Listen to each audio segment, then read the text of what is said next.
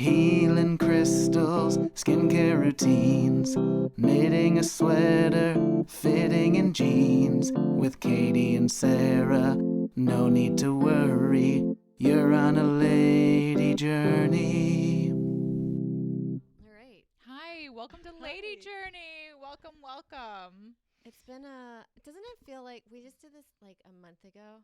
And it's like Rent, where you're like, already?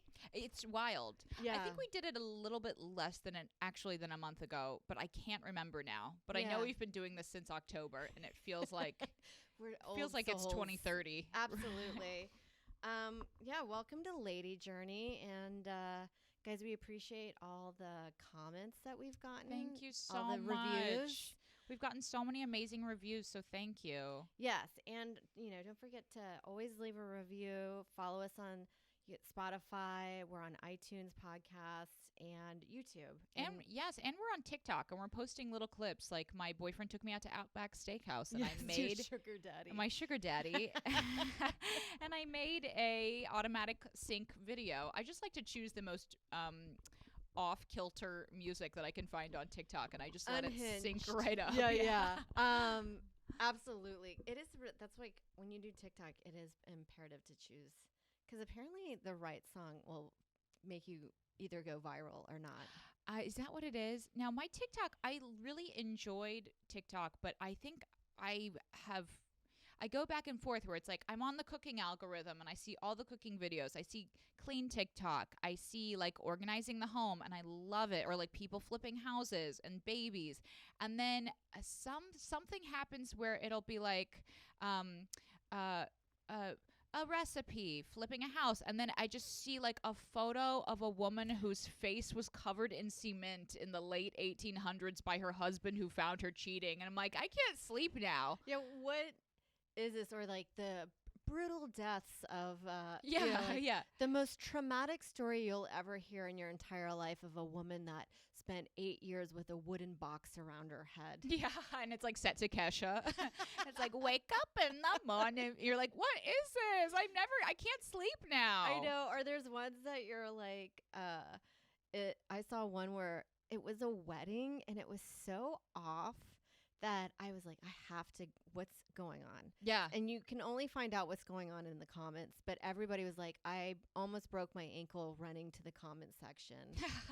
'Cause you're like, it was a wedding that was so funny because the mom just had like a scrunchie in her hair, and they came out of a sliding glass door into a backyard that it just looked like one of the most last minute weddings you've ever seen in your entire life. It was quite impressive. No thought had been put into it. I love that. I kind of love that. Like a scrunchie. This is my formal scrunchie. Yeah, and then she kind of like, it looked like she had just slipped her feet in shoes that were nearby the door without even checking. True 90-day fiance wedding. Absolutely. So that one, I think those are called messy TikToks. Oh, I didn't realize that was a thing. Yeah, the messy TikToks also are ones of like, my aunt has been having an affair with my dad, or what's the one that we like? It's a cooking video, and then they'll be like, let me tell you about the time I ran into my dad having sex with my sister. Yeah, and you're like, no, I don't want to hear it. It's so funny. And then they'll put like hashtag trigger warning. It's like, yeah, that's not how you do a trigger warning. Absolutely. Put it in the beginning of the video. Yeah. I love those ones where it's like someone frosting a cake. It's like, my fiance was killed in a car crash, but now his family wants the wedding ring back. And I said no to them. And it's like, you're like building like a fruit basket, and it's like, that's just the VO. It's like, what? Yes. Stop tricking me into... Now I'm engaged in your trauma. Yes. Now I care. But then you look at the person's other videos and it's just like them like knitting a sweater or just like a weird photo montage. It's like, what? Why are you even on here? Yes. Those ones are always fascinating, and they always play the victim. And then after a while, you're like, I actually think you might be the menace. Yeah, I think just give the ring back to the family. Oh my gosh. Chaos. Well, so you were just in Germany. I'm dying to hear about it. Yes, that was I did a little mini lady journey. to Germany. We went to LadyJourney. LadyJourney. And I spread the word there about LadyJourney. Yes. So Guten Tag to any of our new German journeyers. New journeyers. That's another one. You're like, I should have really maybe brushed up on some Spanish, or not Spanish. Hola. How hysterical with that. What a white move. Well, buongiorno. Well, when you don't know any of their language, you do throw out any other language that you do know. So we were going bonjour, hola, like German is not a language that you can just kind of like, let me just kind of see what's there and do the light basics. Like when I was looking at it and trying to understand and even doing like the right pronunciation, you're like, I'm going to have to learn the alphabet. There's letters in there that are unfamiliar to my eyes. And so it's not a language that you can just be like, let me just learn a little bit before I go over. But most people do speak English. But you do run into, like, there's actually quite a few that don't. But I think they get, when there's such a, like, they're annoyed that you don't know the language, they'll just let you do whatever you want. Like, we got a train back to the airport. We don't know if we got the right ticket. But when we just started speaking English, you could tell the guy was like, rolled his eyes, stamped our ticket. And we were like, I bet you we got the wrong one. But he's like, I just want you to shut the fuck up. That's so great. Yeah. I love it. I love people. You probably gave him a gift, you know. You let him feel superior at work, like, ugh, these stupid Americans. Yes. I can't really do a German accent. Z's night. I don't know. It's hard. But it was difficult because their COVID regulations is actually way stricter than ours, and they want you to get an EU vaccine passport, and they were like, oh, the pharmacist will do it.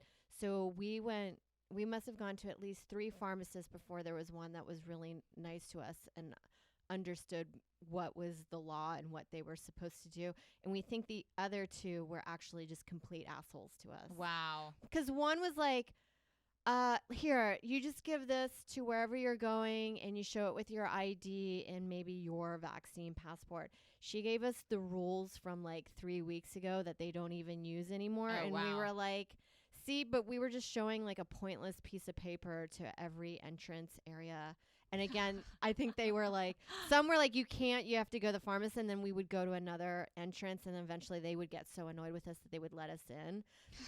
But we kept dealing with this. And it was such a negative feeling of like knowing that we were being a nuisance that we finally found the third pharmacy. The lady was like, Joe went and he goes, we've been going everywhere. And she's like, and they don't understand you. And no one's helping you. And he was like, I've never felt more seen in my entire life. I was like, she understood you more than I will ever. Hates you. It's like kind of seems like a reverse Borat in a way, like an American person just like you're supposed to be showing your vaccine. You just have a piece of paper with like a smiley face sticker, and you're like, "Is this it? Let us in. We want to get a pretzel." I know. We were like, we were told that this should work, and it was just like complete bullshit. And the one lady gave it to Joe, and I was like, can I get one too? And I think she was, at first I was like, why is she being weird about this? And then realizing that paper was bullshit, she was probably like, why do you want another bullshit? Like, this doesn't do anything. Yeah. But we find like, I think because it takes like 10 minutes to go do paperwork in the back, and they just don't want to do extra work, which I always kind of understand, but and people love to hate Americans too. They just did. And we just let them revel in it. Ugh. And that was the thing. We were like, they always say Parisians are pretty rude, but when we went to Paris, like they seemed really nice. That we actually think, at least Berlin, but it's hard to claim when you go to another country, especially if you don't speak the language. You're like, were they the assholes or we the assholes? Right. It's hard to know. I know. I don't want to be like, they weren't really friendly, and then you realize we were just dragging in dog shit everywhere that we went. Like, so it's hard to claim that all the time. But that was the biggest dilemma. But once we got the EU Vax game changer. Oh, great. And then you guys went to like some kind of Christmas market or something I saw on your Instagram, and it Yes. looked so fun. Well, we found out about it through the terrorist attacks that happened a few years ago, which I think is a great way for travel agencies, or if you want more people to travel, just like stage a terrorist attack or a true crime. I remember that there was a terrorist attack. There was like a bombing at the Christmas market. Yeah, it was a guy that like hijacked an 18-wheeler and just drove straight into it or something like that. But fun. And then I think he never they found him in Milan, but like under some logistical things, like they didn't charge him, so he kind of got away with it. Wow. Europe is like the United States back in the day, like the Ted Bundy era of law enforcement, where they're like, well, he's over there now. I guess because you're dealing with so many countries that have different laws and setups that you're just like, I don't know how you deal with anything. Because here in the U.S., you can, pretend that each state is a country, but at least it works under one law. Yeah.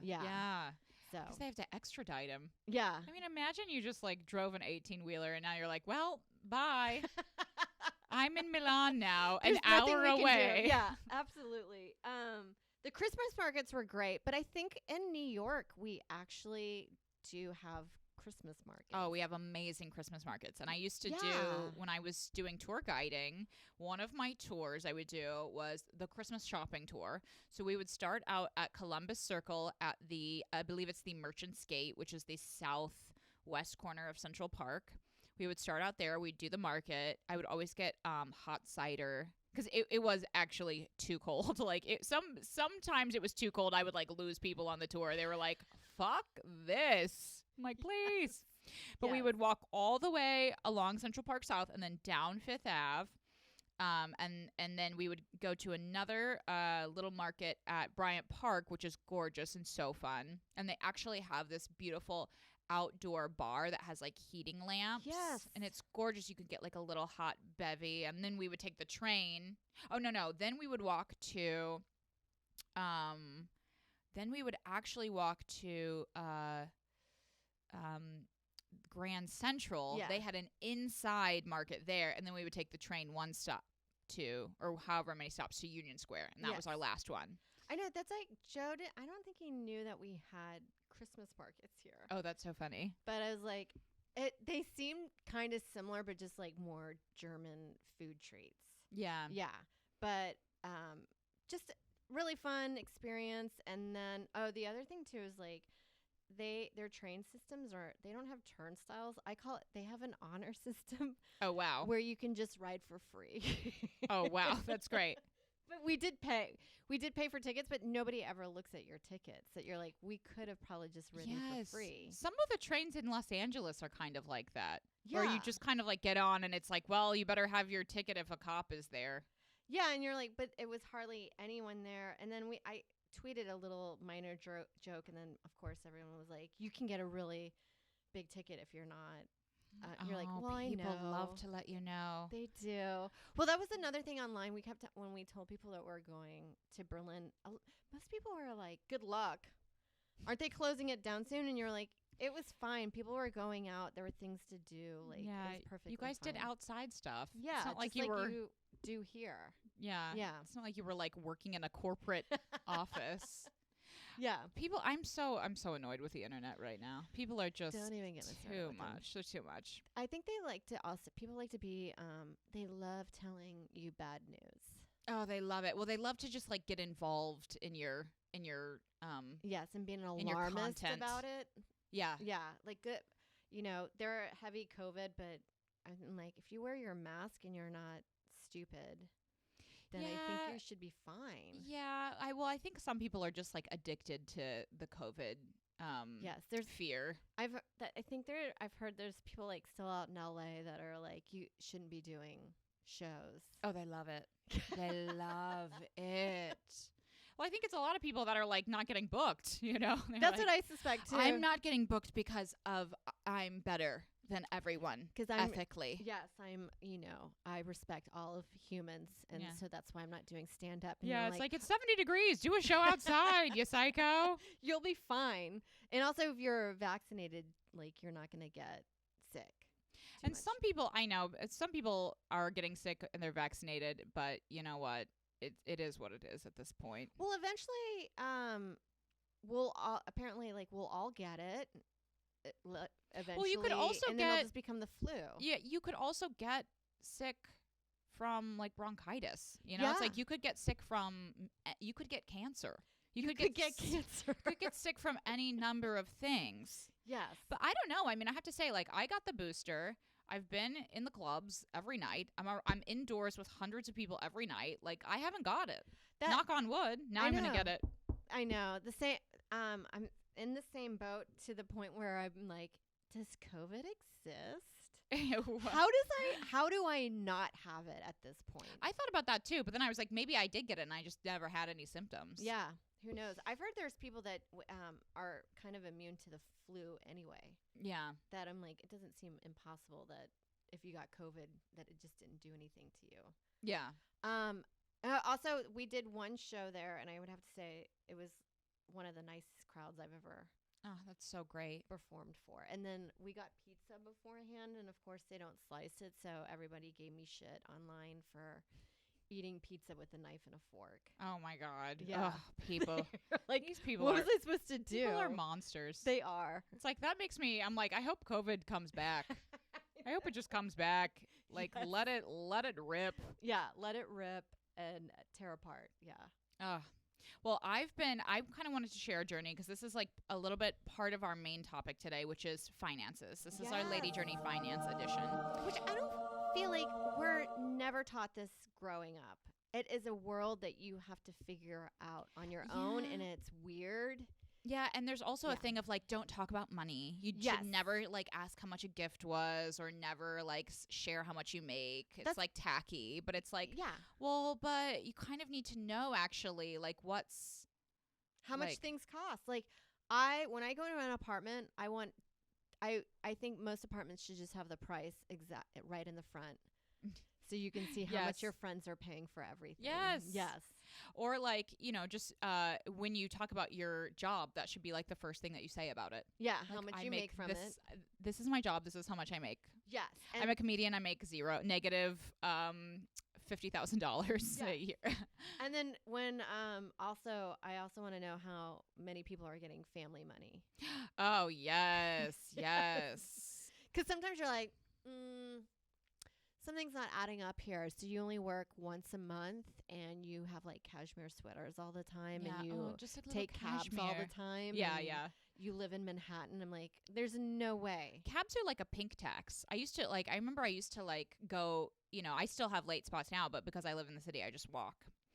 But people would be like, oh my God, how are you not taking a cab home? I'm like, yeah, because it's $70. Yeah. And that's my spot pay. Yeah. So I can't take a cab home. But like as a woman, you're like, either you have to take a cab home or you're just like, well, I'm hoping for the best. Yeah. Hopefully it'll be okay this time. It's a numbers game. It's a numbers game. Absolutely. Oh, yeah. Because I live in Astoria and you get a cab and they're like, I think it's close to $40 now. Oh, I've had a cab back from here, from the cellar where I work. Thank on a you so regular much. basis. I work there regularly, and I've been complimented. I have been complimented by Ray Romano. Actually, that's not true, but I'm sure he would love me. I'm sure he would love me. Don't you wish you could always use this as credits of like? I put it on my website. Yeah, Ray Romano likes me. Ari Shafir one time gave me a thumbs up after I performed. There you go. But wait, where was I going? Cab ride all the way to Astoria from the cellar. Oh that yeah, you it was work like at. $75 right after the pandemic. It was crazy. Yeah, insane. Like it's just like a regular. It wasn't raining or anything. But anyway, so my finance journey that I want to share is I was like, I had some money that I made from a commercial a few years ago. Thank you so much. It was a Home Depot bathroom commercial. Oh, you were lovely in it. Oh, thank you. It got a lot of hate on Facebook from people who thought the bathroom was too big. There was a lot of hateful comments, but they found the bathroom to be unrealistic, I guess. But so for years, I just like had it in my bank account, and I've always been like trying to save money and like being money conscious, but I don't really know how. So I would go online and I would read like top 10 tips for like millennials to save money. And those are always the most asinine things because it's like, well, cut out coffee. It's like, That's the only cheap joy that I have. yeah, it's like they would just give you the advice to have like a nightmarish life. It's like never have drinks out with friends. Yeah, yeah.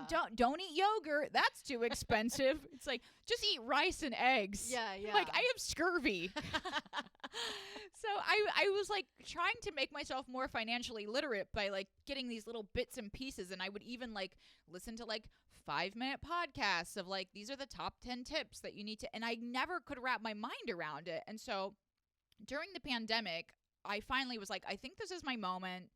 I kind of like finished with a writing project, and I was like, this is my moment, I think, to like actually invest in financial literacy for myself. So what I got was The Idiot's Guide to Investing, and I got it for free. Okay, that's smart. First of all, I got it on my Libby app, which is on my phone, my library app. And I just every day, instead of like getting up and working, I just every day would get up, I would read like for an hour, and I would have coffee. And that was the only way that I've ever been able to like actually give myself an in-depth understanding of finances. So it's got like 3 parts, and I recommend it because it's broken down. It is like a 900-page book. Yeah, and the finances stuff can be quite boring because it's a lot of terminologies that I think we're not familiar with. Yeah. And now these days it's like even more complicated with, what is it, NFTs, cryptocurrency, Bitcoins. Most people, my brother's in finance, and he doesn't really know how to explain. Yeah, it was like the people with money are like deliberately trying to confuse the stupid people. Absolutely. Like, what? Yeah. Blockchain? Well, what is it? You know? And it's tricky. But I at least now know and this was hard for me. I had to just like really make it my priority and not do anything else with my brain that day. But like, I learned stocks. I know what stocks are. I know what bonds are. I know what mutual funds are. And I know from reading The Idiot's Guide to Investing, I was able to set up and it's a great book because they also recommend all the different like funds that you should invest in. They have like Vanguard is like the best low cost fund that you can get. And reading this book, I was able to set up my own Vanguard account, set up my own, like, I have a mutual fund account, I have an IRA, and I also have a money market fund where I'm just like keeping my cash so it doesn't get like depreciated by inflation. Yes. But I was like, it was such like a huge like accomplishment for me because I just felt like it was something that was in the back of my mind. And you think like, oh, I'm 35, like I'm supposed to save like X amount of years of salary by now, and I really haven't. But at least like I have the IRA now. And at least I have like these other like long-term investments that are gonna like, hopefully at least like I'll maybe be able to like buy a house in like, 8 years. Yeah. No, not 8 years. Maybe like 20. 20. Or yeah. Well, because like it's, yeah, as you said, like haven't really been planning. I've never really had money to plan, but like also growing up, there were times that I made a shit ton of money and I had no financial literacy, and I could kick myself that I threw away all that cash. I remember when I was waiting tables when I first graduated high school and I was just living at my parents' house, I racked up $10,000. Yeah. So easily. And I invested poorly into a boyfriend's motorcycle.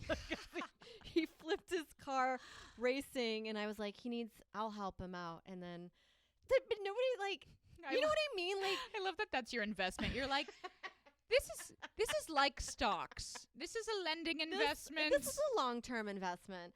Yeah, I thought I was just being nice, but this is the kind of shit like needs to be discussed on the lowest level of like, don't help these people out in your 20s. Like whatever extra money that you're making in your youth, that shit, just put that away. Yeah. Put it away. Yeah.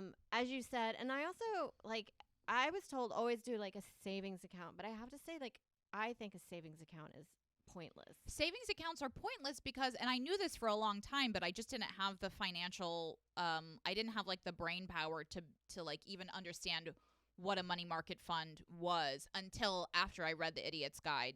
But a money market fund is basically, to break it down if you don't know, when you put your money in a bank, the big like plus to putting your money in a bank in a savings account is the bank's insured. So that means if there's a collapse, a financial collapse, your money's not going to just completely disappear. So but you get like a tiny % of interest on the money, but it's not enough to catch up to inflation. So basically, the longer you let your money sit in the savings account, it's just getting less and less and less. Yeah, you're losing. But if you put it in a money market fund, you get more appreciation, but it's not insured. But like Vanguard has like $2 billion or something. So it's like, it's not going to just like completely get wiped out. Like that, the chances of that happening are like, so slim that it just really wouldn't. Well, especially if you're like saying with your money in a savings account with the interest rate not catching up to inflation, like you are still losing money in that aspect, and it's just sitting there like, or like if you can buy property. But that was another one that another one doesn't really crash. There are times where I'm like, the right time to buy property is now if you can do it. And it's always now. Yeah. It's always better. Going. Yeah. And that they have a whole chapter on property investments in the Idiot's Guide to Investing, which I didn't read because I was like, I don't have enough money to buy property. Yeah. But they also had a whole other chapter on the third type of investment, which is the most riskiest, but also has the potential for the biggest rewards, which is small business investing. And I was like, oh, snap. I guess I'm a small business investor now. Because like when you invest in a small business, it was like, you have the opportunity to keep costs low, as low as you possibly can. But you also have this opportunity for exponential growth if your business like picks up. So that one I was like, oh, wow, that's actually pretty exciting. And it made me feel good because I was like, oh, I can't. Obviously, I'm not going to be like buying an apartment. There's an apartment across the street from ours in Manhattan that's $800,000 for a 1-bedroom apartment. That's actually not bad for It's Manhattan. not bad. I know. I'm like, let's buy it. Mike's like, what? With what? No money. Yeah. Yeah. And we could live across the street. Well, maybe you can get a loan. Right. Well, maybe. But this is where I have no financial literacy. You're my financial like, advisor now. Just walk into the bank and be like, where's my money? Hi. I'd like money. I love the scene in Fleabag where she goes, have you seen Fleabag? Yes. She goes to the bank and she accidentally takes off her sweater. She thinks she has an undershirt on. Oh, yeah. So great. But let me share this, though, because I actually had about $10,000 saved from when I was living in the East Village in a different communal setting. And I was renting out the rooms in my apartment and basically grifting the other young women I was living with. Yes. But I was cleaning and I was getting the toilet paper for everybody. But I saved up $10,000 and I wish I had just put it onto my student loans.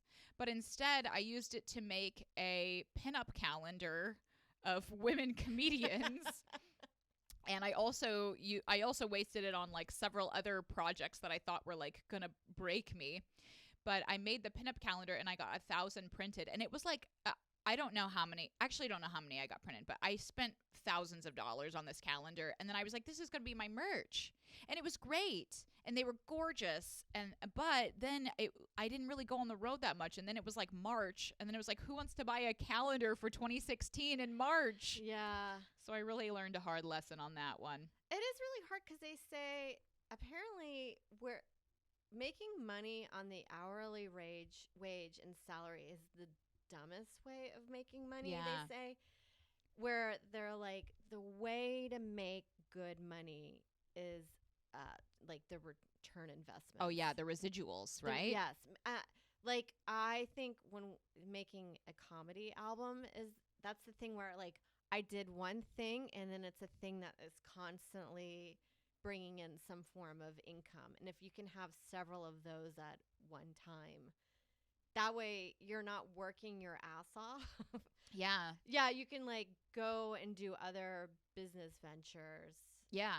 Because you're pulling in money with this. Like, of course, the money I'm making from this, I'm probably going to reinvest in another special down the line, which I hope would be a bigger one that would generate more income. And that's the thing too, is I always say with like when you're making money with whatever you're doing is to like kind of reinvest it into yourself. Yes. Yeah.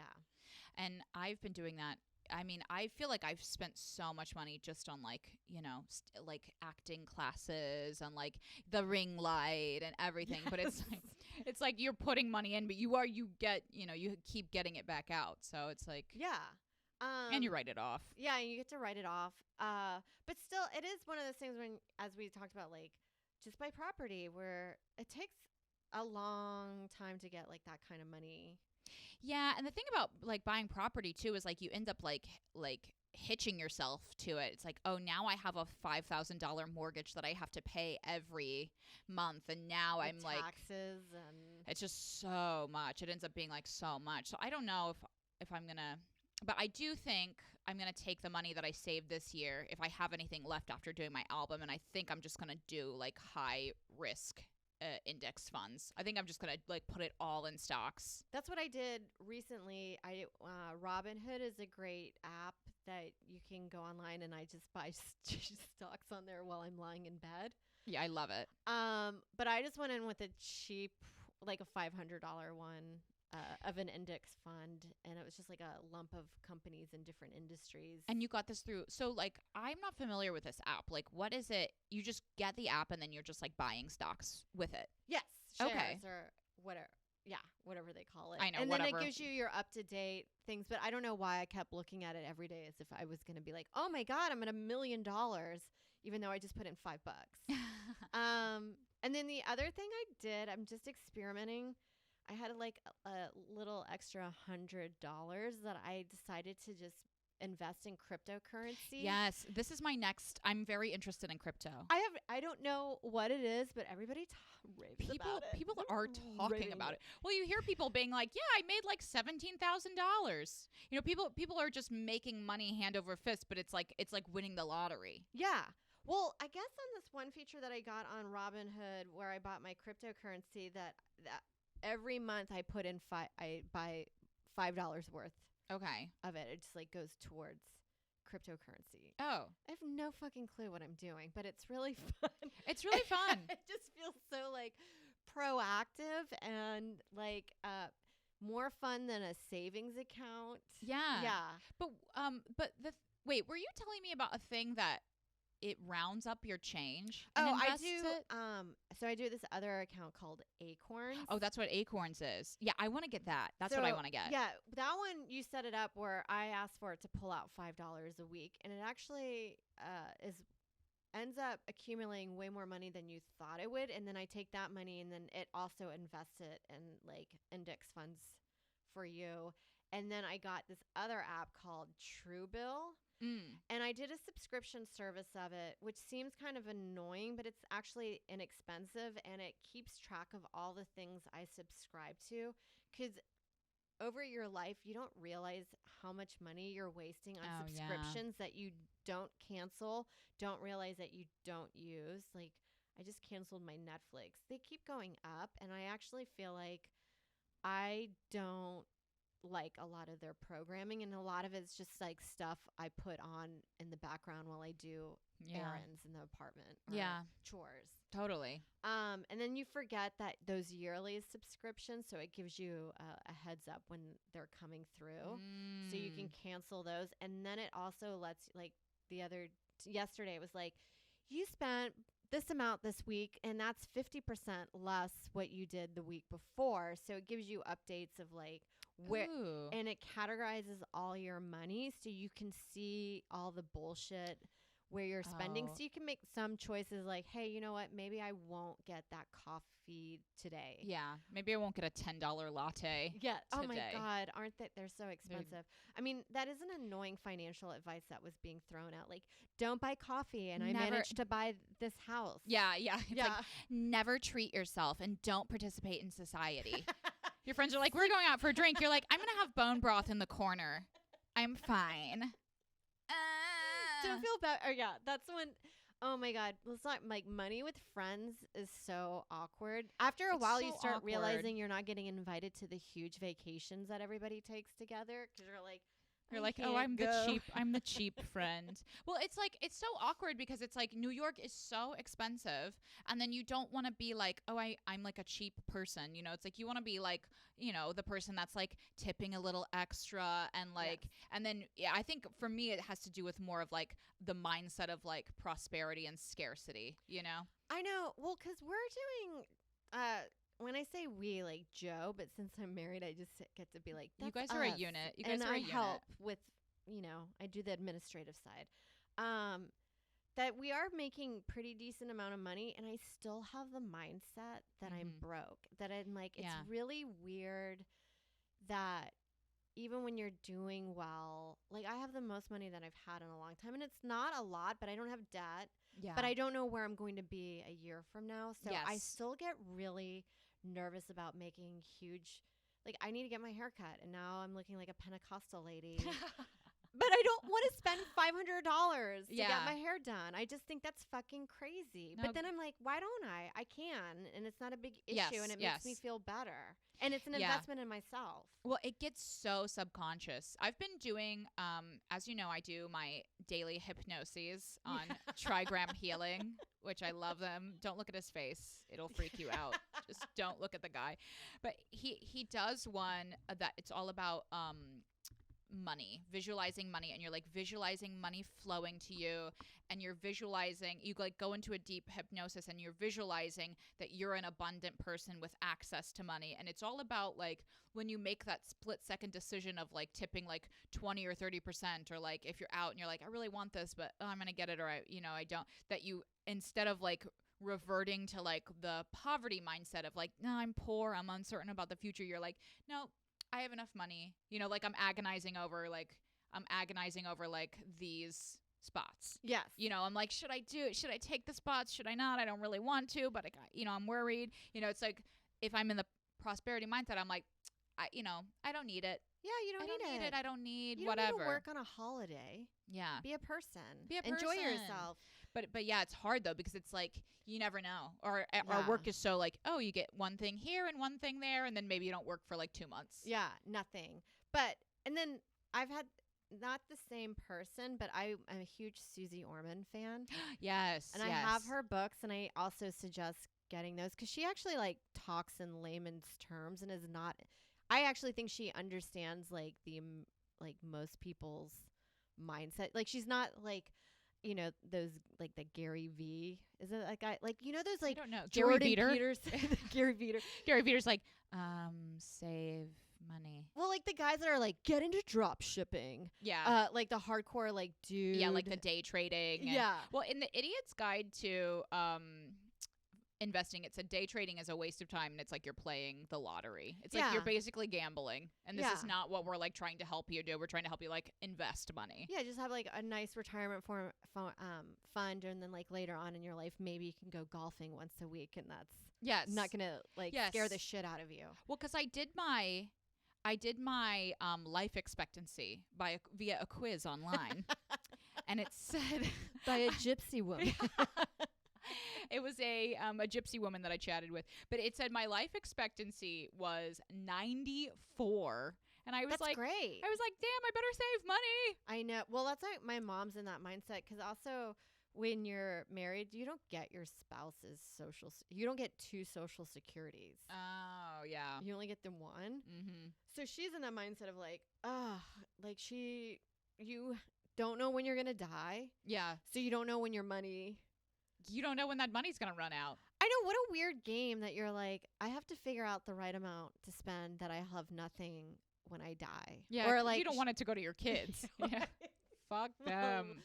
Well, if I play my cards right, I won't have kids. Yeah. So I get to play that game. But what I was going to say about the Susie Orman that she also brought up was that like, when this is really weird, and I do attest to this, it sounds like a money affirmation. Ooh, but yes, when you start taking financial responsibility, like say like paying off that little credit card debt, or like sometimes I I got a videographer or somebody to film one of my sketches, and it was quite a bit of money, and I was like, but you know what, this is an investment in me, and I gave him, and then all of a sudden I don't know why, but I got all this money from my album recording. So awesome. Way more that I felt like, and this has happened so many times, as soon as I start taking financial responsibility for some reason in another way, I get income coming in. Yes. Found money on the floor. Yes. A SAG check that came out of nowhere. Thank you. Yes. Thank you, SAG. But it is true. Like, it's weird. As soon as you put out good financial mojo, That's so great. Like pay people right away if they do a service for you. Like pay them right away. That is bad financial mojo. Yes. I tell you, it will come back. Yes, but and I know that it does sound like a little like hippy dippy, but it's like money is like this symbol of energy. Yes. And it's like moving, it's moving all around, and that's really exciting. It makes me excited. It is, and it's something like, interesting that you brought up is money is, I think money is also a symptom of some of our like mental illness. Like, have you ever looked at your account and you see what you're spending money and you're like, oh, I have like a problem. Oh, that's so interesting. This is like financial retail therapy. Oh, yeah. That one where you're like, oh, I think I'm like like my cross addiction has moved on to like buying an absorbent amount of clothes that aren't really, it's not treating the issue that I'm dealing with. Yeah. You're like, why do I have so many candles? Because people are really fucking weird with money. People are strange with it. I mean, I like don't really buy that much stuff. I'll be like, I'm buying like my stuff for like, I'm buying like a new fall wardrobe, and then I buy it and then I kind of cut it off. Yes. But like, yeah, and I'll even look through, and it's like in the last month I spent money on like toiletries, but we still don't have like a lot of stuff for our apartment because it was like, well, it gets to the point where it's like we're spending so much money, like thousands of dollars on all the furniture. It's like the more you spend, then the more you just see the things that you're like, well, now we need the bed frame, and now we need that, and if we're gonna get that, then it's like another $1,000 before you even know it. Yes. Well, because like there's so many people that I know that it's so fascinating. They will live so way beyond their means, and you can actually get away with this for 20 years. Really? Before credit card. Like, you can move your finances around, but it's like there are people that have like it's a weirdness with the money of like they like certain things, but they will not acknowledge that they don't have the money for it. Yeah, it's and so fascinating. Meanwhile, I'm the exact opposite. Yeah. Where I'm like, I'm cutting my hair myself.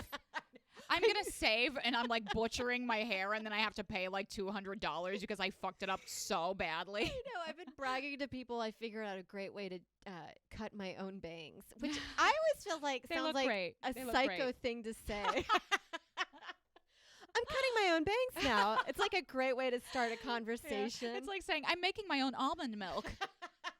Like, oh, you've been alone too long. Yeah, you're like, Sarah, just go get your bang. It's like $15 to get a bang trim. But like, I don't know why, but there is a feeling. That's why I sometimes feel like I'm sadistic with money. Yes, me too. Where I get off on the fact of like being super cheap on a lot of things, and you're like, this is not psychological. Healthy. Or then you're like, sometimes I'll feel like I have no money, even though I have like investments, I have like a savings account. I paid my student loan debt off. Like I'm totally debt free, but I'll be like, oh God, I'm just so broke. And then I'll get like $1,000 like for like doing one spot, and then I'll still be like, I just have no money. I just have no money. I know. It's like so weird. You have to it's like that book Unfucking Your Brain. Yes, because there are times when I'm on stage where you're like, this is actually crazy that I'm talking about that I'm broke. And actually, I'm not. It always made me laugh when you're like, I'm so poor, but then I would be in an apartment that had 3 TVs in it. Yeah. I'm like, I live in like Manhattan. I live in like a wealthy neighborhood. I'm dining at Outback Steakhouse. I know. I have an iPhone. Yeah. I know. I remember when Trump was like, yeah, maybe you'd have to not have a smartphone. And I was like, how dare you? How dare you? The audacity for you. But you're like, he is kind of right on that aspect of like, there are certain things that we should be looking in our lives of like, hey, this is actually a really high expense. Like, I can't really afford a cable bundle. Yeah, we didn't get cable. Well, we actually didn't get a TV. We decided not to. Well, these days now you have to do all these subscription services that are like $13 each. When you're like, can we just go back to like a Time Warner cable, HBO cable package? Yeah, we just get everything. Well, when we were setting up our internet, it was like for the internet and cable, it was going to be $200 a month. For the internet, it was just $100. Yeah, it's like $100 for cable, and nothing's on. And then you have to buy everything's on like Peacock and like Netflix and they're all on different. Netflix. Yeah, nothing. The thing about Netflix is like you they basically put out one good thing every 3 months. So it's like I'm basically just paid like $45 for Squid Game, you know? Yes. Yes. And we've talked about this. I think Netflix a lot of times now is just like where rich celebrities go. It's their own personal YouTube channel where some of this content that's going on there, I'm like, what is this? Yeah, they're like, is this fun? Yeah, you're like, this is 15 minutes of somebody just talking into a camera Yeah, it's like with cheap graphics. it's like Jerry Seinfeld reads poems. Yeah. It's like, I what? know. Like, what? I enjoy comedians in cars getting coffee, but you're like, love it. is this really this is a YouTube show? It is and it was. Yeah. It literally was. What more proof do you need that it literally was? Like, I've seen podcast content that is just as well produced. Yeah. Oh as yeah. that. Yeah. But that's the other thing too. Oh, talking about, with cable companies or your phone bill, like I was paying a high phone bill and then I was talking to all my friends and they're like, why are you paying like 120? I just went to AT&T and I was like, why am I paying way more than all my friends? And they're like, oh, well, we also have this other subscription service that had everything. They were like, well, you seemed fine with it. That's their attitude. Yeah. Yeah. They're like, oh, you seem fine with us casually taking advantage of you. Were you not okay with us taking your money for no reason? I know. So you can bargain or like call for like your phone company and cable company and you can get better that's way more worth your plans. time than being like, I can't afford spinach. Yeah, I know. But my next big move is I'm going hard into cryptocurrency because I'm going to Aruba in January. I'm having my big vacation and I'm just going to learn crypto. Let's like be a nerd. Crypto girls. Crypto girls. Yeah, stay tuned for it. Stay tuned for an episode of crypto. But I basically think like crypto is like, I think from what I learned in The Idiot's Guide to Investing, which is painful to say, that that book really helped me. Yeah. Because I am a moron. But I think with crypto, it's the same as like any stocks where it's like you just want a big portfolio of a ton of money in crypto in different little spots. And then it just like gradually all increases. And then you have like $500 and then in 20 years you have like 1,000, Yeah, it sounds. It's like, that's what it's all about. It is. We don't want you to work and we want you to make money without working. But send us your money hacks if you have some at and ladyjourneypodcast@gmail.com. Any shares that we can get involved Yes, in? we would love a stock tip. Or like any inside trading. Yes. We are open. I love it. Sarah's wearing a blazer and you seem like you invented insider trading in that blazer. I know. Oh my God. This is lady business today. Lady business 100%. Yeah. I think we actually have to wrap up. Oh yeah, were we gonna do unpopular opinion or because I actually set the alarm a different way than I usually did, and so we've actually been recording for 50 minutes now. Oh God! So it's counting down. People. It's counting down from an hour, and I like halfway through I was like, why has that been so weird this entire time? So I think we should push the unpopular opinion to the next episode. All right, you guys. We're going to push We've it to the next talked episode. Too much. This is a hot 50-minute episode. Yeah. I hope you enjoyed it. Please give us a rating and review on iTunes. Give us a little comment on YouTube and subscribe to our YouTube channel. And also we have an amazing Patreon available with tons of extras. We do the full month episode drop, video drop, so you can get that. And thank you so much. Yeah, stay tuned. Lady Journey.